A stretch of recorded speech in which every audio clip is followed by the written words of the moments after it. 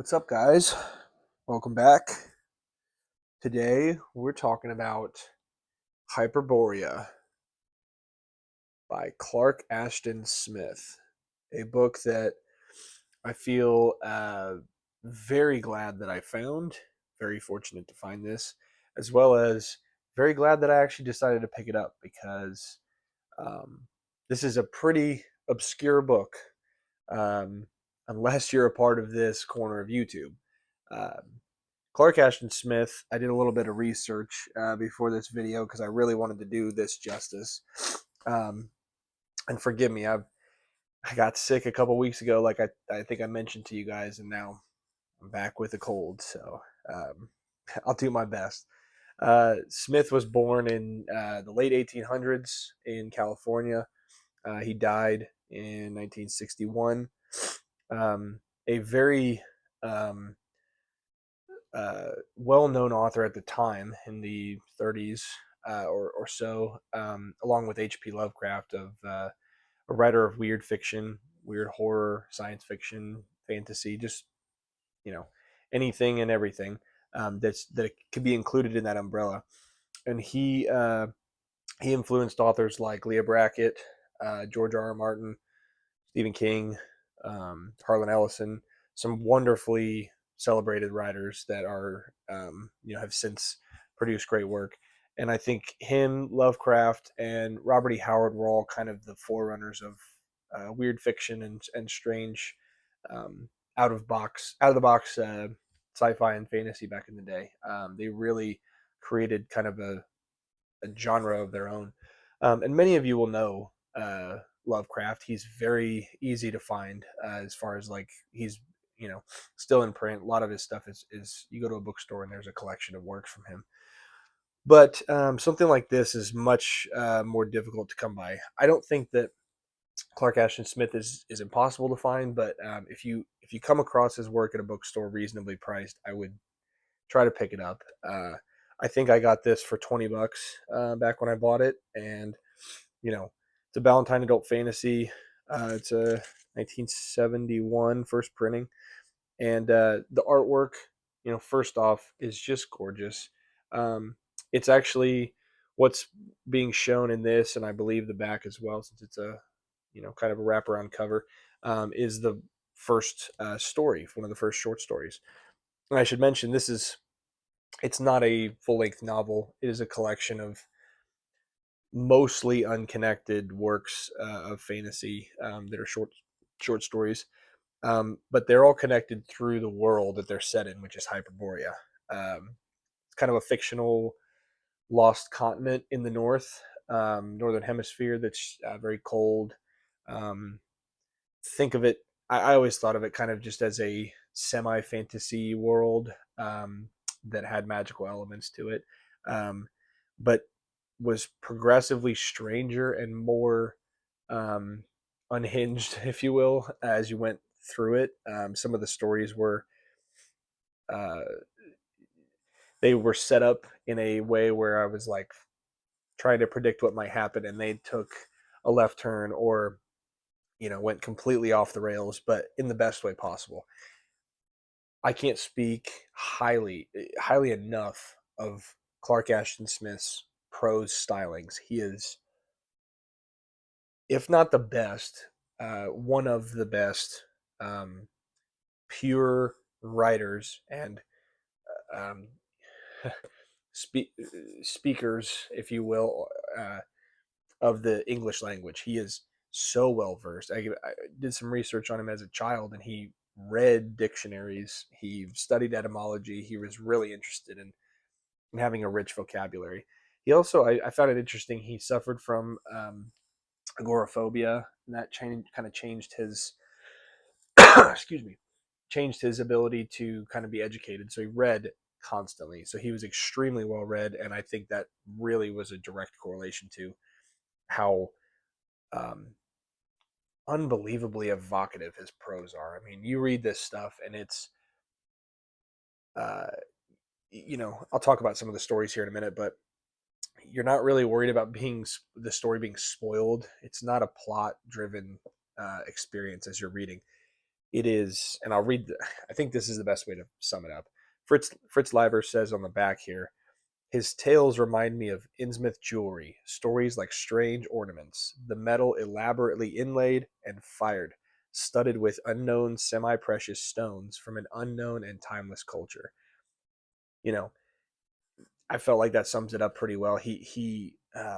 The experience of reading his work is like the richest chocolate cake that you can find. It is like flavors you've never experienced before. He uses words I had no clue existed, and I'm a writer. I write for a living, so not fiction, but um, I I feel that I for my job, my 9 to 5, I need to have a good vocabulary, and the unbelievable use of vocabulary and evocative prose were just stunning. And mix that on top of the fact that he just very similar to Lovecraft gives this eeriness to some of his stories that are just terrifying, outright scary, and not in the jump scare. You think of scary as um, you know modern horror movies. That is not this kind of like this was written 100 years ago.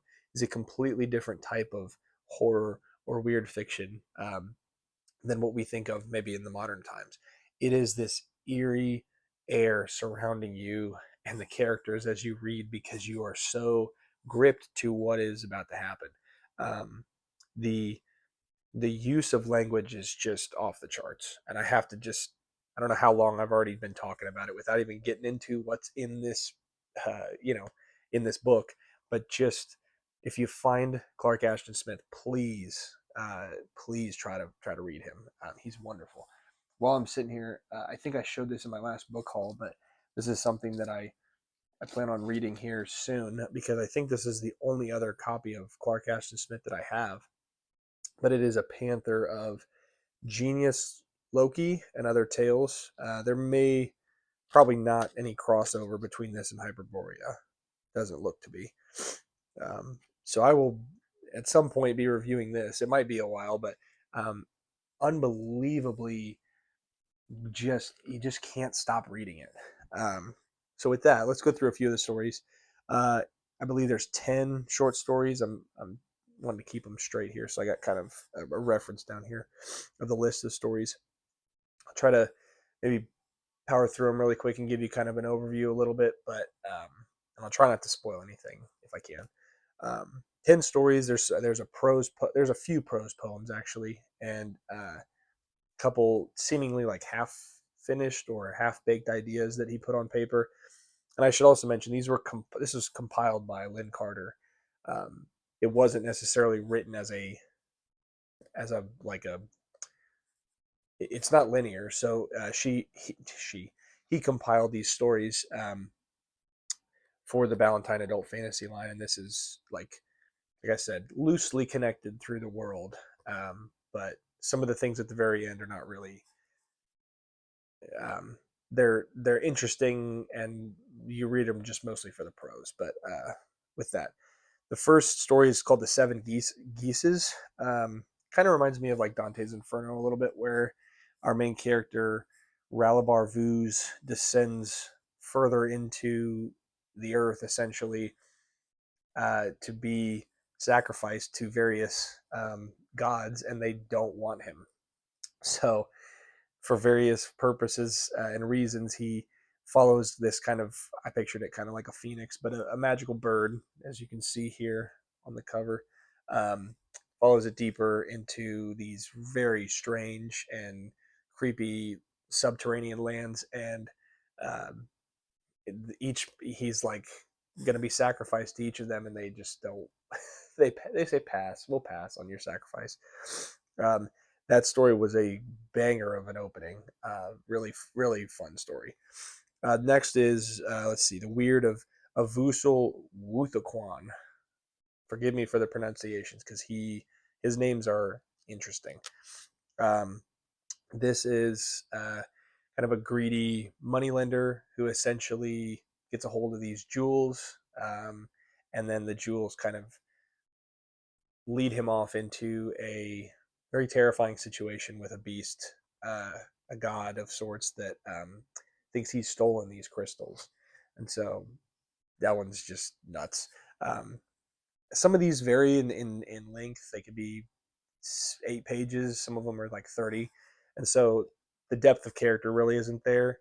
But again, the sheer weirdness is just, it rocks. Um, Next one is the White Sybil. This is, we follow a man who, I think it's Tortha. Let's see, I kind of wrote it down. Yeah, Tortha. He gets kind of, he sees this vision of this kind of white angelic goddess of sorts, the kind of legendary White Sybil, and he follows her into kind of a dream state, and some not great things happen. Or I guess that one doesn't end super negatively. That was a good story. The Testament of Athammaus. This one was one of my favorites. It follows an executioner who, there's characters in this world called Vurmis, I think is how you might pronounce it. I believe they're pictured back here, so I hope you can see that pretty well. But it's these kind of zombie-like, not really zombie. I don't know. They're really hard to pin down. His use of language to describe them is very interesting, but they're creepy, like dog men, zombie. I don't know. Read it for yourself. These creatures. He's supposed to execute one who's like half man, half Vormis, and this Vormis doesn't die, doesn't want to go down. So it's a really evocative story, real creepy, really great.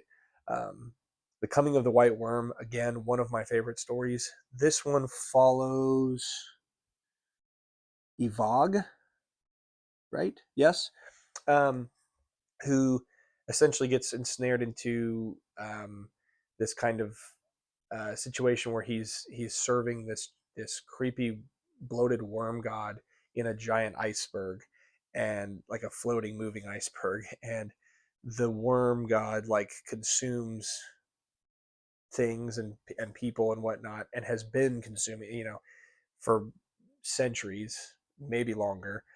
And our main character, with the people he's traveling with in this iceberg, are doing their kind of worship of this god, and they slowly start disappearing. He's like, something's up. I think the white worm's doing something. So anyway, he does his best to solve that mystery, and that story rocked again. Really, really good, and it's told, because at the end,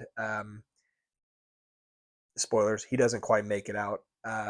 He the story is recalled by another person who used necromancy to summon Evog, the main character of the story, to like recount the tale, which I thought was a really cool touch.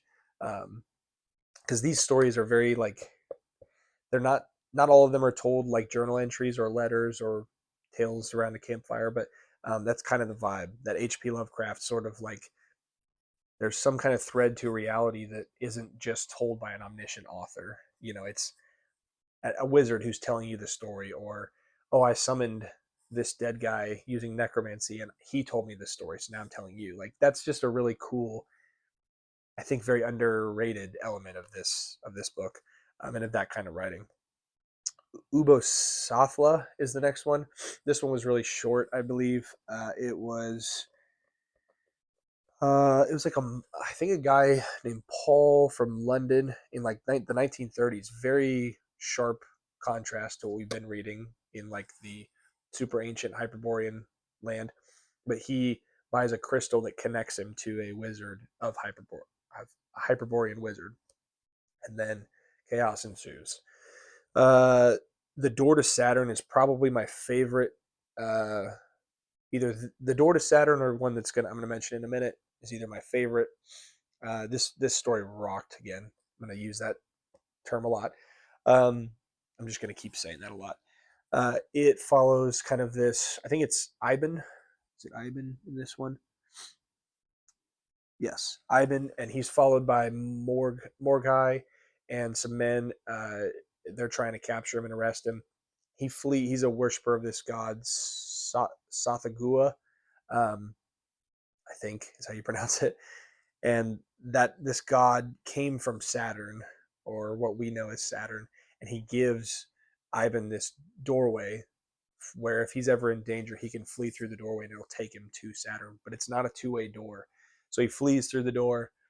Morgai follows him, and they sort of like team up to try to figure out how to either get out or like survive on this unknown planet.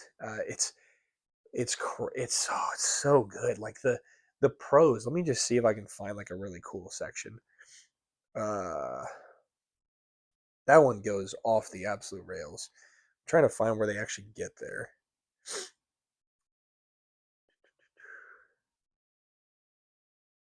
All right, I'm almost there.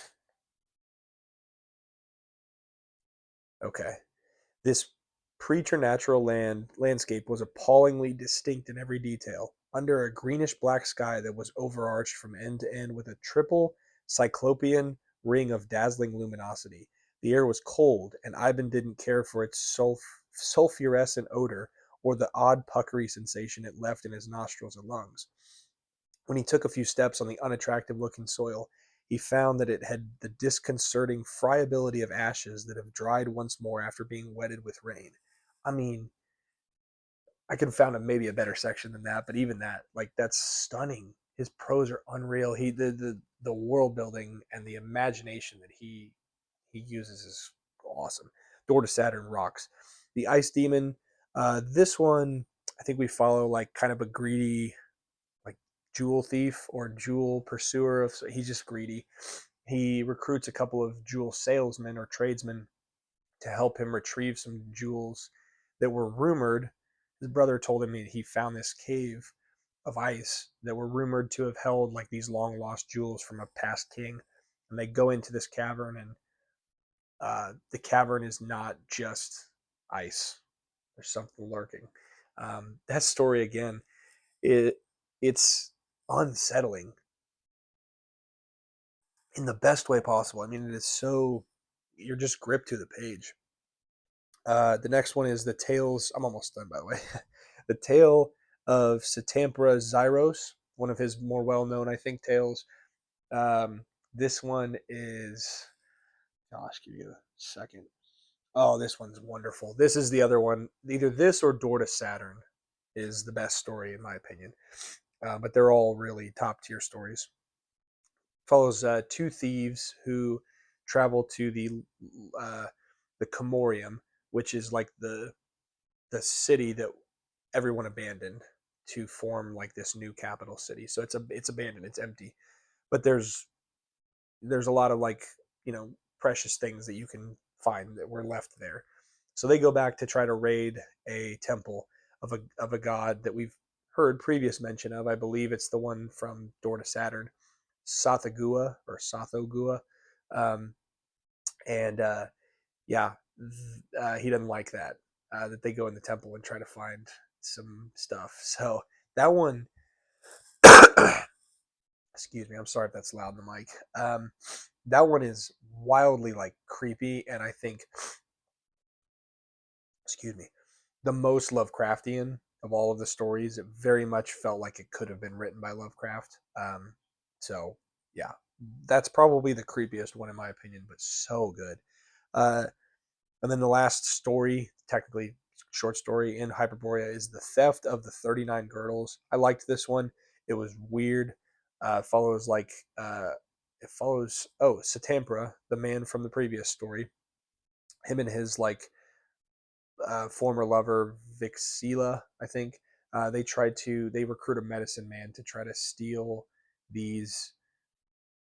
I mean, they're 39 girdles of some virgins that are in this like place of worship in Hyperborea, and they use like a trick the medicine man has to like go in, steal the girdles, try to get away.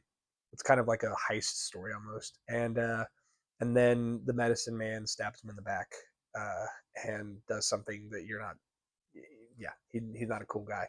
Um, then we have something called The Abominations of Yondo, which is just this brief tale of a man kind of walking in this desolate place. And again, the prose are off the charts. Then we have, I think, 3 more prose poems: The Desolation of Sum, The Passing of Aphrodite, and The Memnons of the Night. All very short, brief, but really cool. Nothing that like stood out, but just again, it's just like he's he's on another level. And then Lin Carter has some stuff in here, some notes and kind of extra context for what he did to contribute to this and put these together. But overall, it's maybe the best short stories I've ever read. And I can't say that I've read a ton, but uh, it's just you cannot find writing like this anymore. There are very talented writers out there. Different kinds of writing is done nowadays than this, but this is stuff that I think it just stands head and shoulders above most everything that I've ever read in the fantasy slash science fiction genre. If for the prose alone. So, like I've said many times, I've waxed poetic on just how much I think that Clark Ashton Smith is a great writer. But if you appreciate the use of the English language to just create and paint pictures for readers, it is bar none the best. It's A plus material. Um, so yeah, um, that's kind of all I have for you guys. I hope you enjoyed. I hope that I was able to kind of share some stuff on maybe a lesser known or lesser celebrated author. I don't see a ton of coverage for Clark Ashton Smith, um, but I hear of him from time to time on this corner of BookTube, and yeah, I'm just trying to bring, I guess, shed more light on what a great writer he is. Or was. Um, but if you love Lovecraft, you're gonna love Clark Ashton Smith. I can bet you. Take that to the bank. Um, anyway, I think I said I was gonna do short stories in my last video, and I will. But I wanted to cover this one really quick because I finished it and it just needed to be the next one. So I think my idea for the next video is going to be I'm going to read or cover. I've read five or so short stories, and I'm just going to kind of talk about some unrelated ones, celebrate some really good short stories that some of you I'm sure have heard of, and others that I was not aware of until I read them and thought this is great. So I'm going to share them with you in the next video. So stay tuned. Working on some new projects and trying to stay healthy in the new year. I can't seem to stay well for too long. I keep getting these colds. So I hope wherever you are staying cold free and enjoying the start of 2026. But anyway, thank you for watching. Go find some Clark Ashton Smith to read, and I will see you in the next video. Take care.